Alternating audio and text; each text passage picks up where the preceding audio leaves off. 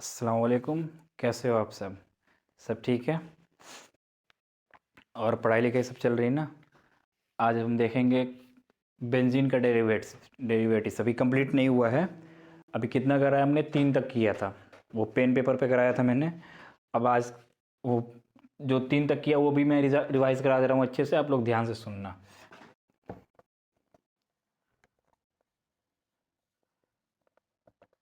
Benzene derivatives, ठीक है?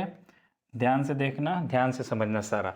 इससे पहले ये दिमाग में रखना, जो रिंग में मैंने बताया था कि जब रिंग को जब वो फंक्शनल ग्रुप लगता है तो उसका नेमिंग जो सफिक्स होता है, जब मैं क्या बताया, जब रिंग कोई भी था ऐसे, जब रिंग से डायरेक्टली अटैच्ड होता है तो उसका सफिक्स बन जाता है ना, मैं बताया था ना, याद है ना सब? तो इसको क्या, इसको सफिक्स में क्या लेंगे? सफिक्स, स्पेशल सफिक्स टू बताया था, उसको ध्यान में रखना क्योंकि वो सारा यूज़ होगा इसमें कहीं कहीं जगह पर, ठीक है? अब देखो बेंजीन डेरिवेटिव्स में सबसे पहला क्या था हमारा रूल, मैं वापस रिवाइज करा रहा हूँ। सबसे पहला रूल क्या था कि जब फंक्शनल ग्रुप जो होता है डायरेक्टली अटैच्ड हो रिंग से, बेंजीन रिंग से, फंक्शनल ग्रुप जो हो डायरेक्टली अटैच्ड हो किससे? बेंजीन के रिंग से, ठीक है? जब डायरेक्टली अटैच्ड हो, जैसे क्या हुआ, ये COOH हो गया, इसको क्या बोलेंगे?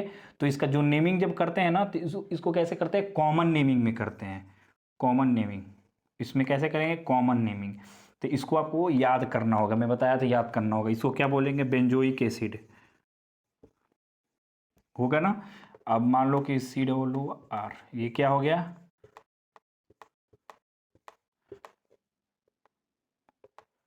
बेंजोएट, बेंजोएट हुआ ना? अब मान लो कि SO3H हुआ, ये अटैच्ड है बेंजीन से, तो क्या होगा? बेंजीन सल्फोनिक एसिड,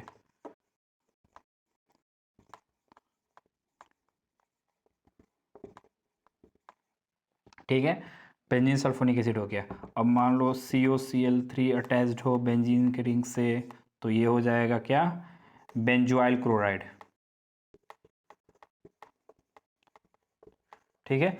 ऐसे ही सब अलग अलग होगा। जैसे मान लो कि वो अटैच्ड होगा, CH3 जब अटैच्ड रहता है बेंजीन से तो इसको क्या बोलते हैं? टॉलिन बोलते हैं ना। इसको भी ध्यान में रखना आप लोग, ठीक है?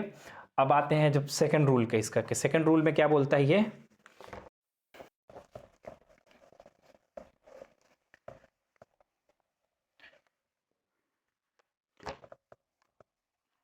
इसके सेकंड रूल पे आते हैं। सेकंड रूल में क्या था? पहला रूल क्या था कि जब डायरेक्टली अटैच्ड हो। मान लो दूसरे रूल में क्या था कि जब दो फंक्शनल ग्रुप अटैच्ड हो, दो, वन और मोर अटैच्ड हो, जैसे COOH,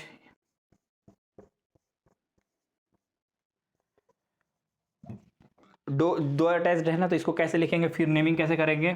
तो benzene 1 2 3 4 5 6, benzene 1 4 dicarboxylic acid.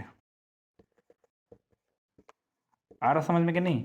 Direct ऐसे कर देंगे, OH अटैच्ड हो तो इसको कैसे लिखेंगे? Benzene 1 4 diol. बस सिंपल सा है, हो गया। अब आते हैं थर्ड पर। थर्ड रूल क्या है हमारा? थर्ड पर आते हैं। थर्ड रूल है कि इथाइल और मिथाइल देखते हैं कि जब अगर फंक्शनल ग्रुप में इथाइल हो, फंक्शनल ग्रुप कह रहे बेंजीन रिंग पर अगर इथाइल लगा हो, इथाइल हो एंड मिथाइल हो, कोई भी होगा एक, तो वहां पे कैसे करते हैं? उसका नेमिंग डायरेक्टली इथाइल मिथाइल डाल के करते हैं। जैसे कि मान लो कि CH3 अटैच्ड है ऐसे बेंजीन रिंग से, तो इसको कैसे करेंगे? 1 मिथाइल, 1 पर मिथाइल बेंजीन, बस। CH2CH3 हो, डायरेक्टली अटैच्ड हो, इसको कैसे करेंगे? 1 इथाइल बेंजीन, ठीक है? 1 इथाइल बेंजीन हो गया ना? अब इसको हम टॉलिन भी बोलते हैं, अभी मैं बताया बताया ना, समझ में आ रहा ना? हो गया, ठीक है। अब इथाइल मिथाइल है, अब ठीक है। अब आता है फोर्थ रूल। तो फोर्थ रूल क्या बोलता है कि जब इसमें जब फंक्शनल ग्रुप मतलब जब ऐसे चेन भी दिया हो जैसे CH3 और यहाँ पे CH3 CH2 और यहाँ पे मान लो कि COOH आ जाए, मतलब ऐसा सिचुएशन बने कि जिसमें फंक्शनल ग्रुप भी दिया हो, फंक्शनल ग्रुप दे दिया हो, ठीक है, ये फंक्शनल ग्रुप है ना, और यहाँ पे बेंजीन है उसमें अटैच्ड हो, तो इसमें क्या करेंगे फिर प्रेफरेंस किसको देंगे, प्रेफरेंस इसको देंगे 1 2 3 ऐसे कर देंगे इसको नेमिंग। क्यों? क्योंकि उसका PFG में ज़्यादा होगा। और इसमें कौन सा लेंगे, जब ऐसा सिचुएशन बने कि फंक्शनल ग्रुप दिया हो ये इथाइल ये कार्बन चेन के साथ में और ये बेंजीन का भी रिंग हो उसमें, तो फिर नेमिंग करेंगे उसको जहाँ पे फंक्शनल ग्रुप दिया हो, ठीक है।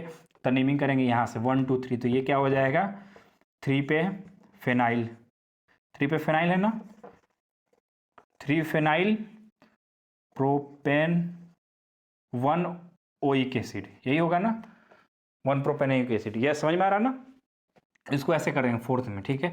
अब आते हैं फिफ्थ पे। फिफ्थ इसका क्या है, फोर्थ में यही है बस कि अगर मान लो कार्बन चेन ऐसे दिया हो 3 4 5 जो भी हुआ हो उसमें कहीं पे भी हो फंक्शनल ग्रुप दिया हो और ऐसे हो, ठीक है, तो उसमें काउंटिंग कहाँ करेंगे, उसको देंगे उसमें काउंटिंग कहाँ से करेंगे, ऊपर वाले से, जैसे मतलब जहाँ पे फंक्शनल ग्रुप लगा हो। अगर मान लो कि फिफ्थ रूल में क्या बोलता है, अगर यही सेम चीज़ है CH2 COOH और यहाँ पे लगा हो OH, यहाँ पर लग गया OH, यानी कि इसमें यहाँ पे 2 फंक्शनल ग्रुप आ गया। आप समझ में आ रहा है ना, यहाँ पे क्या हो गया 2 फंक्शनल ग्रुप आ गया। अब यहाँ पे नेमिंग कैसे, ये फिफ्थ रूल बताता है कि अगर 2 फंक्शनल ग्रुप आया तो उसमें उसको प्रायोरिटी ज़्यादा देंगे जो कि PFG में आता हो। समझ में आ रहा है, PFG मतलब क्या है, प्रायोरिटी फंक्शनल ग्रुप, PFG इसमें देखते हैं, इसमें PFG देखेंगे प्रायोरिटी फंक्शनल ग्रुप। तो इसमें PFG में क्या होगा, प्रायोरिटी किसको देंगे, COOH वाला की या OH को, जाहिर सी बात है COOH को देंगे। तो यहाँ से काउंटिंग यहाँ से करेंगे 1 2 3, समझ में आ रहा है। और फिर इसको तो ऐसे छोड़ नहीं सकते, इसको कैसे ले, इसको क्या नेमिंग करेंगे हम, तो इसको भी काउंट करेंगे, तो 1 2 3 4 5 6 ऐसे करके करते हैं। तो क्या हो जाएगा 3 हाइड्रोक्सी क्या है ये, 3 हाइड्रोक्सी फिनाइल है ना, 3 हाइड्रोक्सी फिनाइल। अब ये क्या है, कितने नंबर पे है, 3 नंबर पे 3 हाइड्रोक्सी है ना, तो यहाँ पे ऐसे ब्रैकेट डालकर यहाँ लिख देंगे 3 पे 3 हाइड्रोक्सी फिनाइल और ये क्या है प्रोपेन 1 ओइक एसिड। समझ में आ गया, इसमें कुछ नहीं है। फिफ्थ नंबर में क्या करना है, CH2 C double bond OH है और 2 फंक्शनल ग्रुप है, यहाँ पे 1 हो गया और यहाँ पे 2 हो गया। जब 2 फंक्शनल ग्रुप आ रहा है तो उसको वहां से काउंटिंग करेंगे जहाँ पे PFG हो, मतलब कि प्रायोरिटी जिसका ज़्यादा हो। समझ में आ रहा ना। अब देखते हैं, अब सिक्स्थ रूल में बताता है। अब मान लो कैसे सिक्स्थ रूल में आया,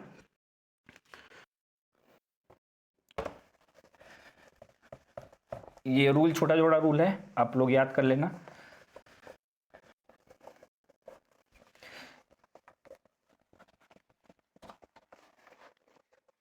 अब ये आते हैं 6 पर। 6 में देखते हैं कि मान लो कि ऐसा सिचुएशन आ जाए जहां चॉइस आ जाए। चॉइस का मतलब हुआ कि मान लो कि यही सेम चीज दिया है CH2 C double bond OH और ये कैसे है, और यहाँ पे भी आ जाए C डबल बॉन्ड OH। अब यहाँ पर तो कंफ्यूज हो गया, तो यहाँ पे कैसे करेंगे हम, दोनों जगह COOH है, यहाँ पे भी COH कार्बोक्सिलिक लगा हुआ है, तो यहाँ पे कैसे करेंगे। तो यहाँ पर है जो 6 रूल हमारा कहता है कि कभी भी अगर 2 आता है फंक्शनल ग्रुप सेम, जहाँ पे चॉइस का बात आ गया कि हाँ उसमें किसको चूज करें, ठीक है, तो वहाँ पे करेंगे जहाँ ओपन पार्ट हो, ओपन पार्ट को मेन पार्ट मानते हैं।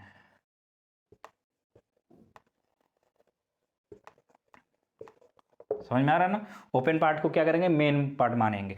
तो जैसे यहाँ पे ओपन पार्ट में ये हो गया ना, तो फिर काउंटिंग यहाँ से करेंगे 1 2 3, फिर ये कैसे हो जाएगा 1 2 3 4 5 6, और ये अलग है ना, तो यहाँ पे 1 2 3 4 5 6 हो जाएगा। तो अब नेमिंग करते हैं इसको, तो नेमिंग कैसे करेंगे, कैसे नेमिंग करेंगे इसका, अब नेमिंग कर देंगे इसका ऐसे 4 कार्बोक्सी फेनाइल, 4 कार्बोक्सीफेनाइल हो गया ना, कार्बोक्सीफेनाइल। अब ऐसे लगाएंगे। अब क्या नंबर है, थर्ड पर दिया है, 3 पर है, 3 क्या है, प्रोपेन है ना, 3 प्रोपेन 1 ओइक एसिड। समझ में आ गया ना कहाँ से काउंटिंग करेंगे। जब तू अगर जो चॉइस के बात आ जाए तो उसमें काउंटिंग वहाँ से करेंगे जहाँ पे ओपन पार्ट हो। जैसे यहाँ पे ओपन पार्ट हो रहा है तो यहाँ से काउंटिंग करेंगे। अगर ऐसे आ गया तो मान लो अगर सही सेम आ जाए CH2 OH और यहाँ पे OH लगा होगा तो इसको काउंटिंग कहाँ से करेंगे, इसमें वैसे ही सेम बाहर से वहाँ से काउंटिंग करेंगे। तो ये कितना हो जाएगा 1 और 2 या 1 dash 2 dash 3 dash 4 dash 5 dash 6 dash. इसका नेमिंग कैसे करेंगे, तो 3 पे क्या है, हाइड्रोक्सी है, हाइड्रोक्सी फिनाइल हो गया ना। और ये ब्रैकेट कितने नंबर पे है, 2 नंबर पे, तो क्या हो जाएगा ये इथेन 1 पे OL। तो 3 हाइड्रोक्सी 2 पे है 3 हाइड्रोक्सी फिनाइल और इथेन 1 ऑल। समझ में आ रहा है ना। अब ये हो गया हमारा ये बेंजीन डेरिवेटिव्स का ये रूल्स हो गए सारे कंप्लीट। अब आते हैं कि इसको मान लो कि अब आपने पढ़ा होगा कि नेमिंग में ऑर्थो पैरा आता है ये सब, ठीक है, आता है ना।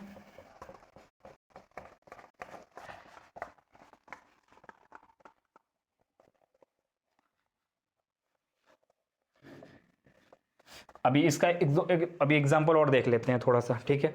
अब मान लो कि ये एग्जांपल में ये इसका नेमिंग करना होगा हमें,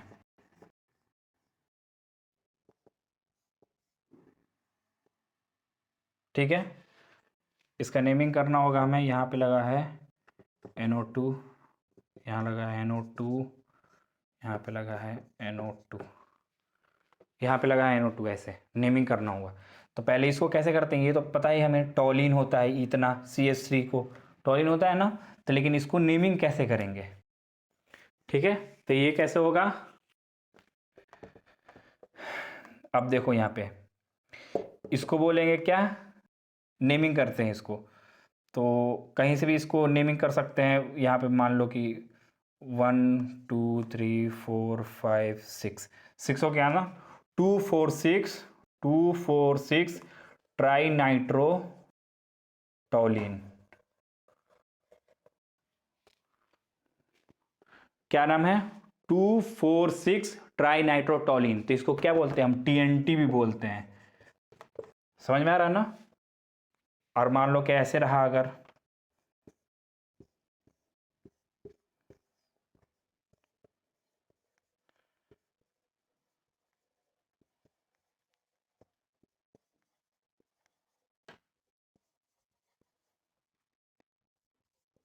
अगर ऐसा सिचुएशन बनता है, यहाँ पे देखो COOH पूरे पर लगा हुआ है, तो इसको कैसे करेंगे, तो नेमिंग कहीं से भी कर लो। 1 2, तो यहाँ पे 1 2 3 4 5 6 1 2 3 4 5 6 क्या होगा, 1 पे है 1 2 3 4 5 6, क्या है ये,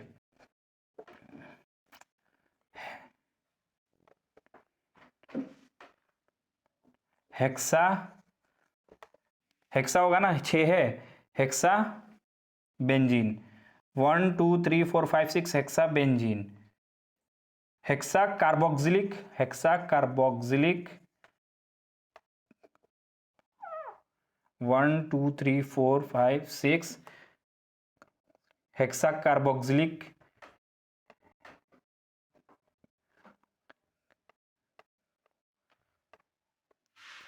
1 2 3 4 5 6 हेक्सा कार्बोक्सिलिक बेंजीन, सिलिक बेंजीन हो जाएगा। इसको एक बार देख लेना, मैं इसको वापस से बता दूंगा, ये थोड़ा सा दिमाग में नहीं आ रहा, ठीक है। 1 2 3 4 5 हेक्सा कार्बोक्सिलिक बेंजीन, ऐसा ही होता है ये, ठीक है ना। अब यहाँ तक कंप्लीट हो गया। अब एक दो और एग्जांपल अब देख लो, वो दोनों पर मिक्स करके बताना आप। ये बताना कि कौन सा रूल यहाँ पे फॉलो हो रहा है, ठीक है। यहाँ पे CH2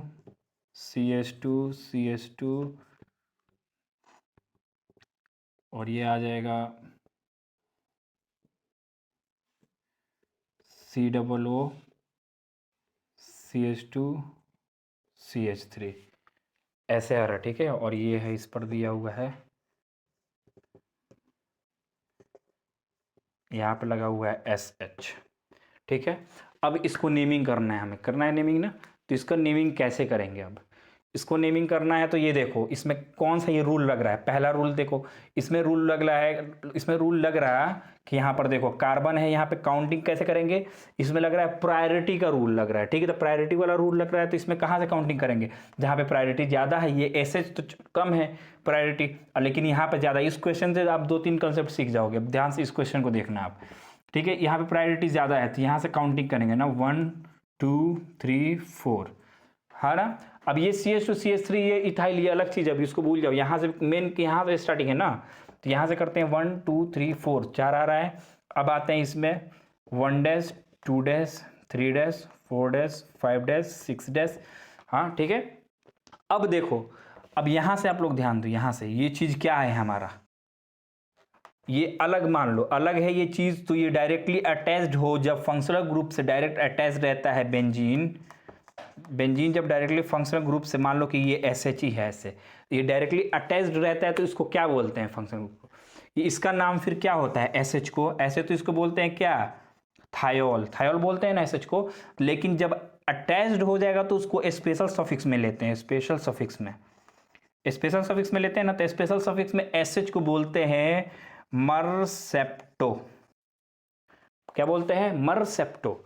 ध्यान से देखना, मरसेप्टो बोलेंगे इसको। तो इसको नेमिंग कैसे करेंगे? तो ध्यान से देखो, ये क्या हो जाएगा, 3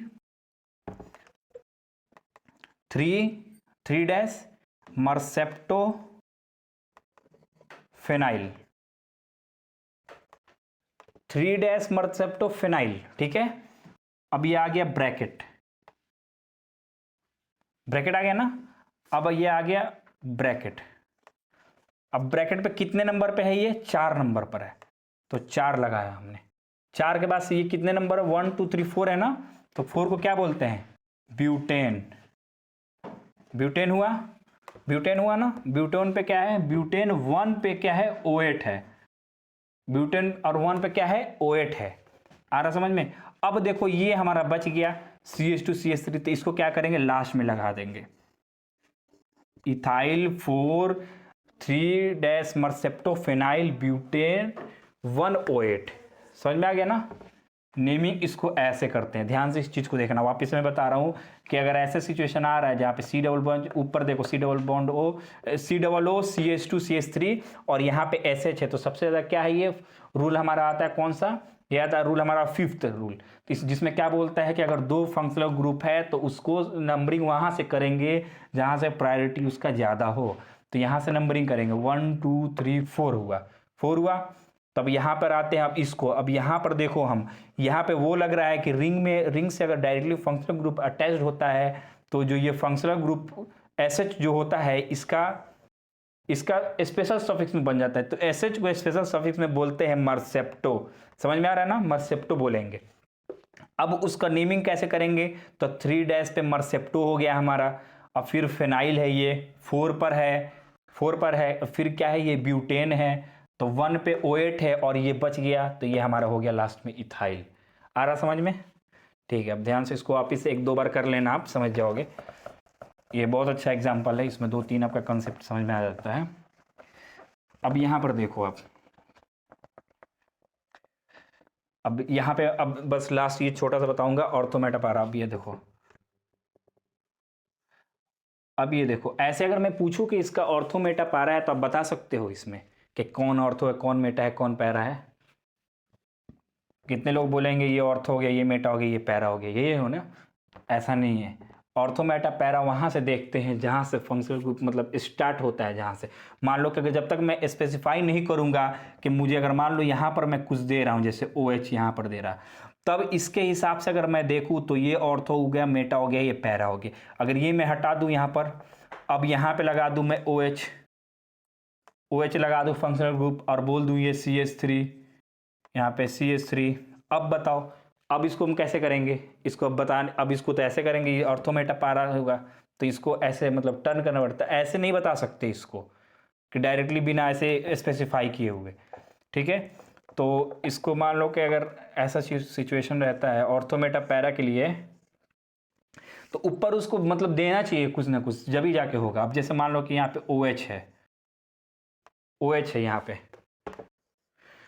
ठीक है, OH है तो ये क्या है, फिनॉल हो रहा है ना, फिनॉल बन रहा है, तो इसको कैसे लिखेंगे फिर, OH है तो इसमें अगर देखने आए तो यहाँ पे मान लो कि ये इसको बोलेंगे, यहाँ पे ऑर्थो हो जाएगा, ये मेटा हो जाएगा, फिर ये हो जाएगा पैरा, फिर इधर भी मेटा हो जाएगा, फिर ये उधर हो जाएगा ऑर्थो।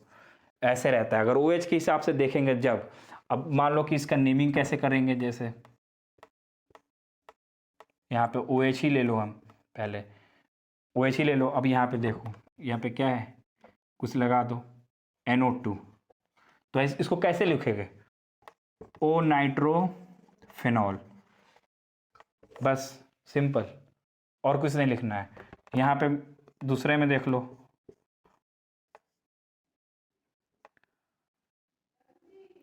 COOH हो यहाँ पर, और यहाँ पे लगा हो तुम्हारा कुछ, यहाँ पे क्या बोलते हैं, NO2 मान लो, यहीं पे NO2 हो, तो इसको कैसे लिखेंगे, मेटा ऑर्थो, ये क्या है, मेटा है ना, ये ऑर्थो हो जाएगा, ये मेटा हो जाएगा, ये पैरा हो जाएगा, मेटा नाइट्रो बेंजोइक एसिड। आ रहा समझ में, बस यही है, ऑर्थो मेटा पैरा में इतना ही करेंगे। अब अगली क्लास में हम कॉमन नेमिंग करेंगे। इसको आप जो नहीं अगर समझ में आएगा तो फिर ध्यान से देखना, एग्जाम्पल्स करना सारा, फिर आपको अपने आप ये सब समझ में आने लगेगा। ठीक है, थैंक यू सो मच।